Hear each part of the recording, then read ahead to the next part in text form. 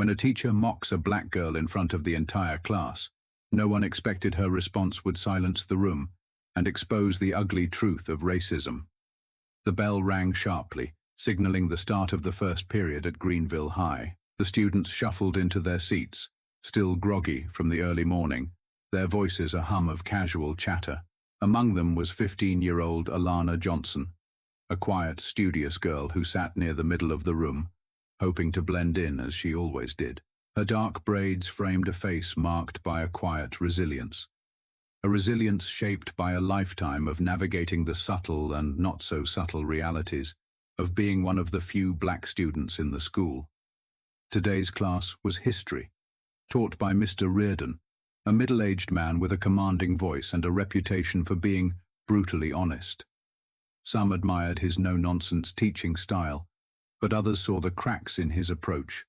The biting sarcasm, the way his words sometimes veered too close to personal attacks, and his uncanny ability to single out the most vulnerable student in the room.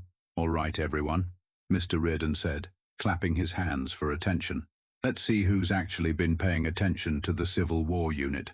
He scanned the room with a smirk, his eyes darting between students. They all knew what was coming. He loved these moments of putting someone on the spot. His gaze landed on Alana. Her stomach dropped. "Alana," he said, drawing out her name with a mocking lilt. "Let's see what you've got. Tell me, why do you think the South fought so hard to preserve slavery?" A hush fell over the class. Alana's classmates shifted uncomfortably in their seats.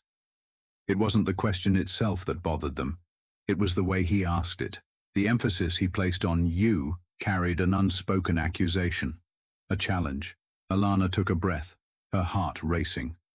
She wasn't unprepared. She had studied the material carefully, as always, but the weight of being the only black girl in the room, and now the subject of everyone's focus, made it hard to think. "I think it was about preserving their way of life," she began cautiously, her voice steady but soft. "Preserving their way of life," Mr. Reardon repeated, his tone dripping with condescension. He paced dramatically to the front of the room, turning to face the class as if Alana had delivered the most ridiculous answer he'd ever heard. "And what exactly does that mean, Alana? You're black. You should understand this better than anyone." A collective gasp rippled through the room. A few students glanced at Alana, their expressions ranging from disbelief to discomfort. Others stared at their desks, too afraid or unsure to react. Alana felt heat rise to her face.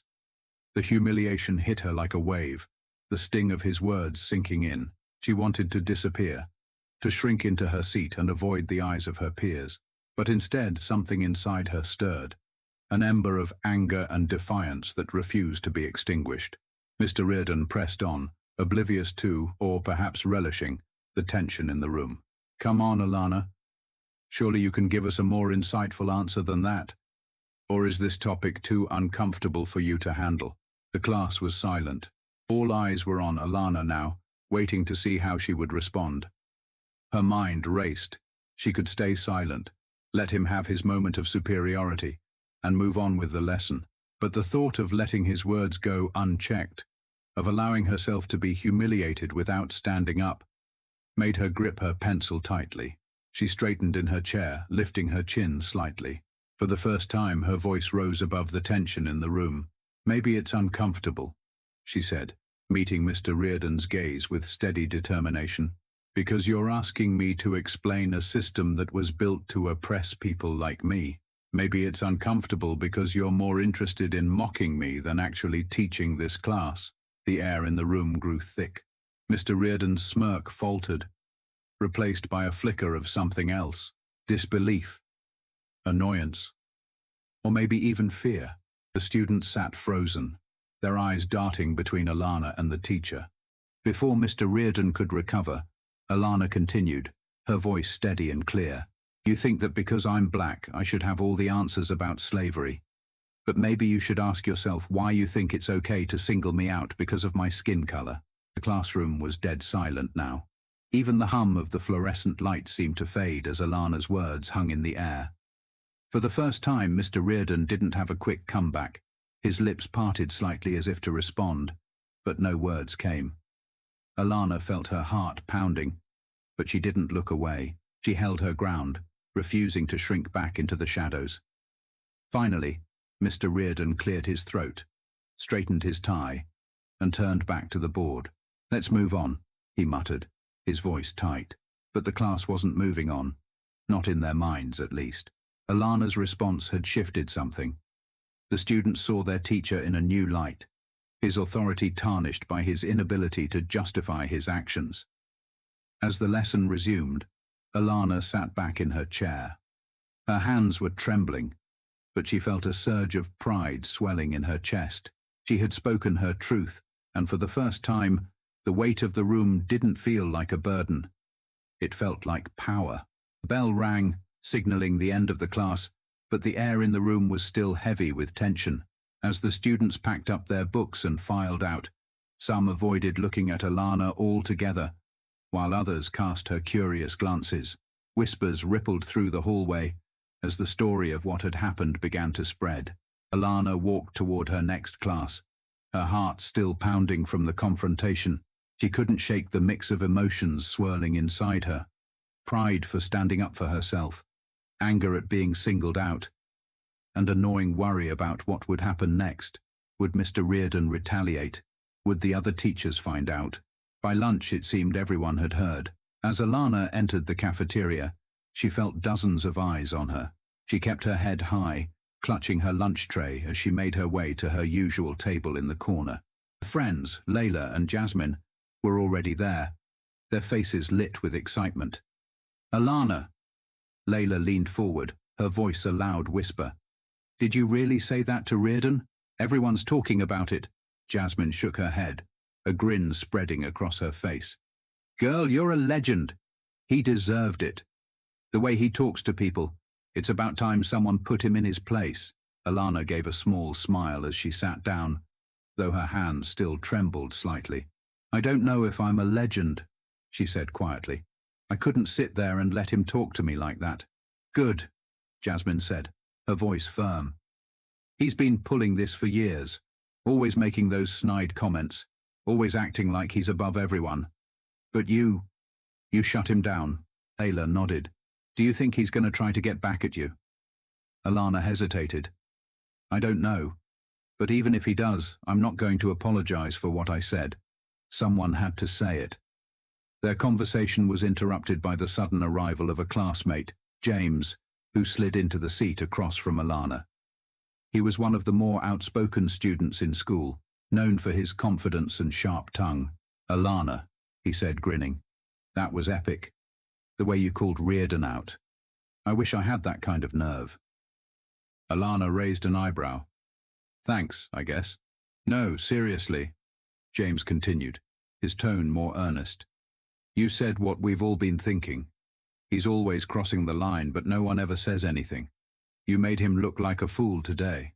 Alana didn't respond right away. She wasn't sure how she felt about being at the center of this much attention, but she could see that her words had resonated with her classmates in a way she hadn't anticipated. By the end of the day, the confrontation had become the talk of the school. Some students approached Alana in the hallways, offering quiet words of support or asking her to recount the moment. Others avoided her entirely, unsure of where they stood. Even a few teachers seemed to look at her differently, though whether it was in admiration or disapproval, Alana couldn't tell. But not everyone was supportive. As Alana gathered her things from her locker, she overheard two students talking just a few feet away. "She just wanted attention," one of them muttered. "Always playing the race card." Alana froze, her hands gripping the edge of her locker door. The sting of their words was sharp, cutting through the confidence she'd worked so hard to muster. She wanted to turn around, to confront them, but something stopped her. Instead, she took a deep breath, trying to remind herself of what mattered. As she walked home that afternoon, Alana replayed the day in her mind.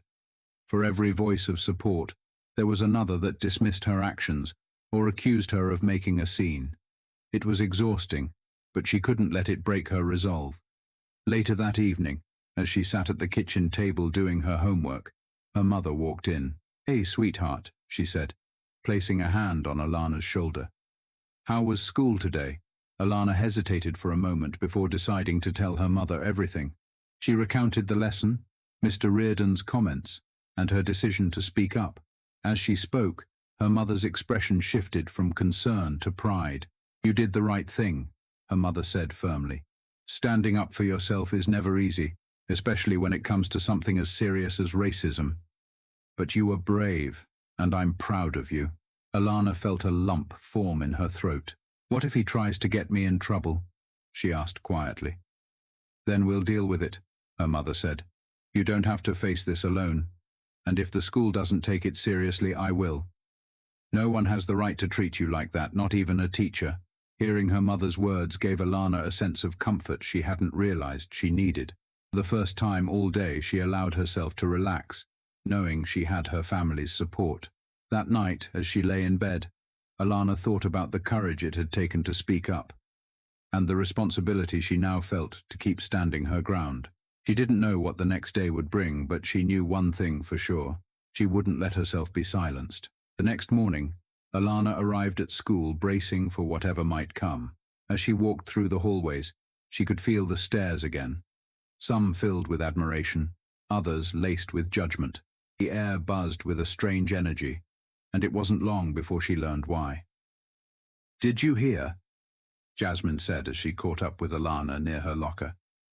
"Mr. Reardon was called into the principal's office this morning." Alana's heart skipped a beat. "What? Why?" Jasmine shrugged but smirked knowingly. "Come on, you know why. Someone must have told them about what happened yesterday. Word spreads fast in this school." Alana felt a mix of emotions: relief that someone had taken notice, but also a creeping anxiety about what this might mean for her. She had no idea who might have reported the incident, and part of her wondered if she'd be called in next. Her question was answered just before lunch, when an office aide appeared at the door of her math class. "Alana Johnson," the aide said, holding a slip of paper. "The principal wants to see you."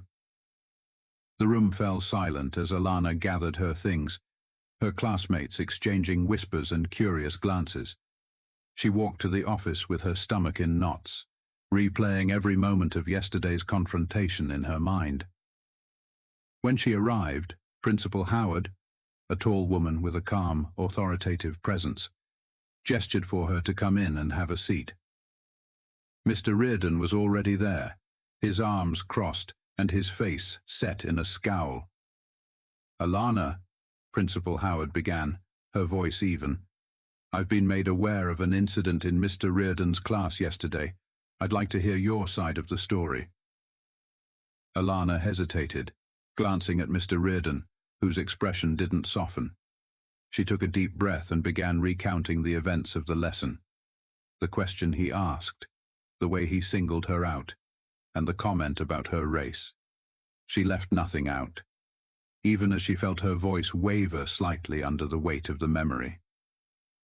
When she finished, Principal Howard turned to Mr. Reardon. "Is this accurate?" Mr. Reardon shifted uncomfortably. "I may have been a bit direct," he admitted, "but I was trying to engage the class in a meaningful discussion. If Alana felt singled out, that wasn't my intention." Alana's chest tightened at his dismissive tone. "It wasn't just about how I felt," she said, her voice firming. "You made a racist comment, and you embarrassed me in front of the whole class. That's not engaging, it's harmful." Principal Howard nodded thoughtfully, leaning back in her chair. "Mr. Reardon, we've had conversations before about maintaining sensitivity in the classroom. This is a serious concern, and it's not the first time I've received complaints about your teaching methods." Mr. Reardon's face reddened. "With all due respect, I'm just trying to challenge my students to think critically." "At the expense of their dignity?" Principal Howard interrupted. Her tone remained calm, but her words were sharp. "That's not how we foster a respectful learning environment." Alana sat quietly as the principal continued, feeling both vindicated and slightly overwhelmed. "Alana," Principal Howard said, turning her attention back to her. "I want to thank you for bringing this to light. It takes a lot of courage to speak up, especially in situations like this. If there's anything else you'd like to share, my door is always open." Alana nodded, her heart still racing as she left the office. As much as she appreciated the principal's support, she couldn't ignore the tension radiating from Mr. Reardon. She knew this wasn't over. That afternoon, the ripple effects continued to grow. During her final class of the day, a student she barely knew, Marcus, leaned over to whisper, "Hey, I heard what you did. That was brave." Alana gave him a small smile. "Thanks." "Seriously," Marcus said. "Reardon's been a jerk for years. You're the first person to call him out. You've got guts." After school, Alana found a note slipped into her locker. The handwriting was unfamiliar, but the message was clear. "Thank you for speaking up. You made me feel like I'm not alone." Alana read the note twice, her throat tightening. She wasn't sure who had written it, but knowing her actions had touched someone else gave her a deep sense of purpose. That evening, as Alana sat at her desk doing homework, her phone buzzed with a text from Jasmine. "Check your email. You've got to see this." Alana opened her laptop and pulled up her inbox. Jasmine had forwarded her a screenshot of a post from a popular student-run social media account. It read, "Shout out to Alana Johnson for standing up to Reardon's racism.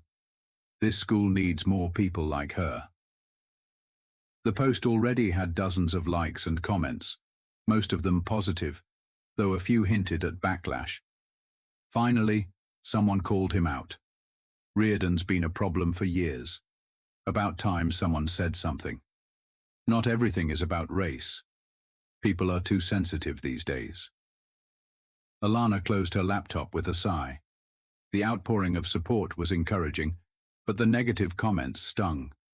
No matter how hard she tried, it seemed like some people would always twist her actions into something they weren't. Her mother knocked on her door and stepped in, a soft smile on her face. "How are you holding up?" "I'm okay," Alana said. "It's just a lot." Her mother sat on the edge of the bed. "Standing up for what's right is never easy, but look at what you've done, Alana. You've started a conversation that needed to happen. Don't let the negativity drown out the good you've accomplished." Alana nodded, letting her mother's words sink in. She realized she wasn't just standing up for herself anymore. She was standing up for others who felt silenced, and that was worth the struggle.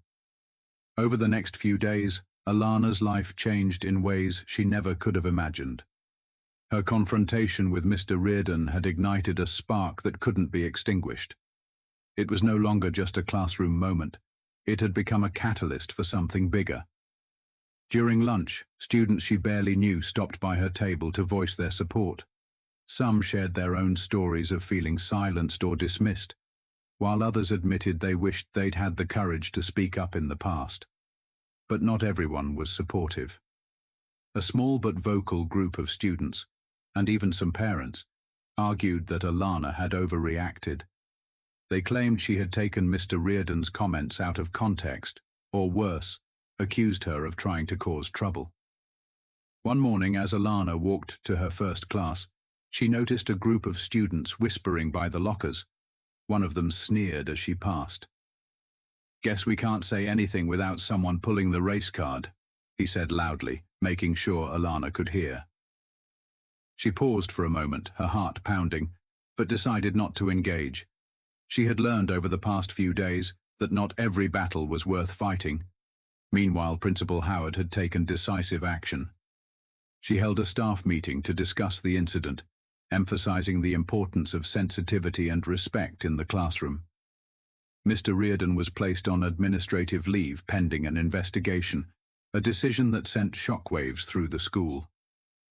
For Alana, it was a bittersweet victory. On one hand, she felt validated. Her voice had been heard, and the school was taking her complaint seriously. On the other hand, she couldn't help but feel the weight of it all. She had never intended to disrupt the school or put herself at the center of so much controversy. That evening, the phone rang. Her mother answered and handed it to Alana. "It's Principal Howard," she said, her tone calm but serious.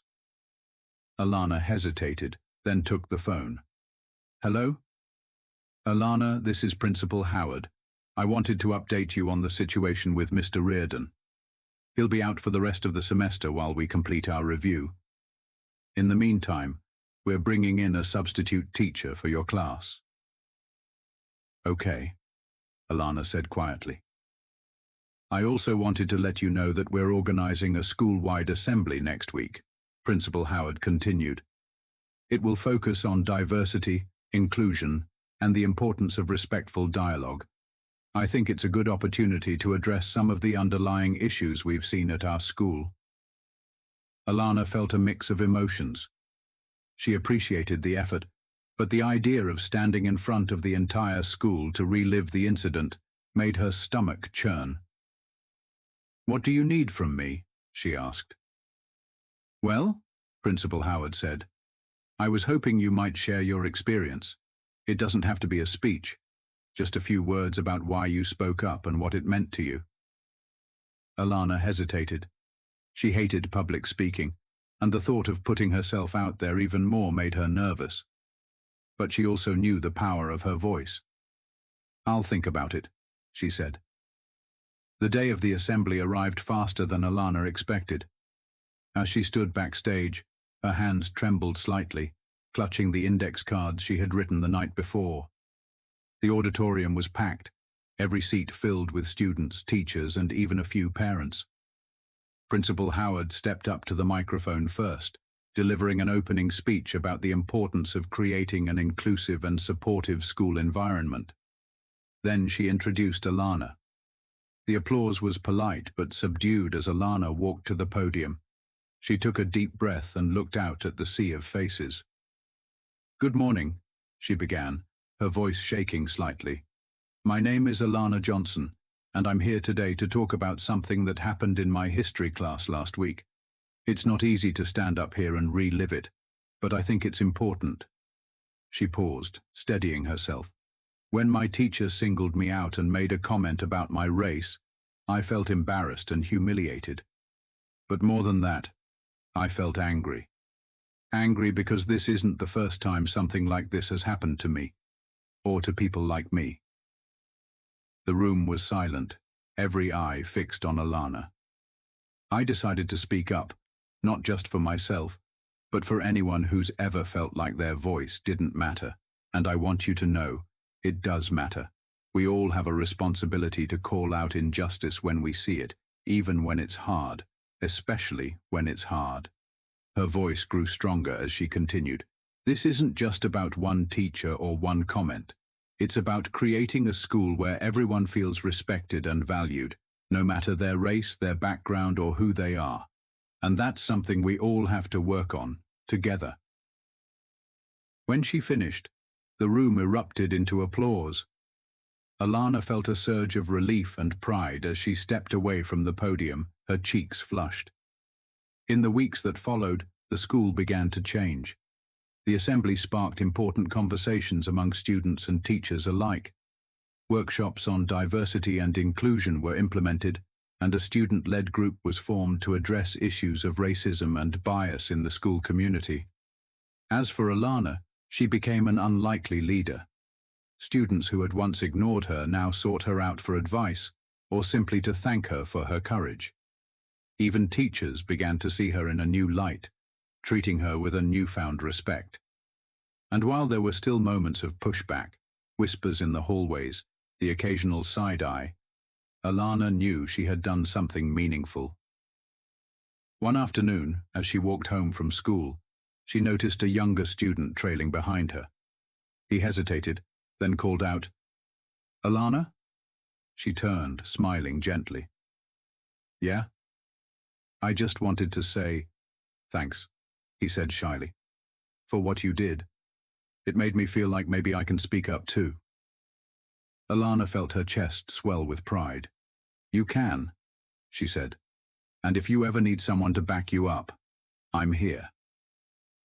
As the boy smiled and walked away, Alana realized that her story wasn't just about one moment in a classroom. It was about creating a ripple effect, a movement that started with her voice and grew into something far bigger. And that, she knew, was just the beginning.